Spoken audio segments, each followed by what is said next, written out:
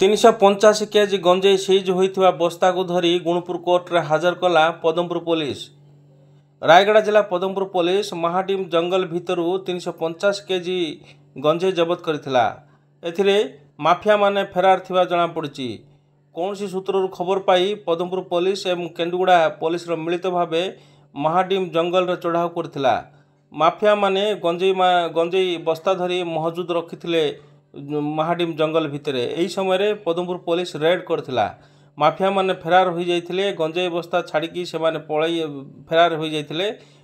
Police magistrate उपस्थित रे सेठारे ओजन करथिला। 350 KG ओजन हैला परे आज रविवार अपराह्न 5टा समय गुणपुर कोर्ट को हाजर करथिबा पदमपुर पुलिस सूचना देछि। तेबे केउ माने एठारे गंजेई आनिथिले, केउ माफिया माने एथिरे सक्रिय रहिचंती, पुलिस अधिक तदंत करुवा कहिछि। तेबे मामला रुजु होइछि, अधिक तदंत जारी रहिछि। अति शीघ्र माफिया मानकु धरा जिवो बोली पदमपुर पुलिस सूचना देछि।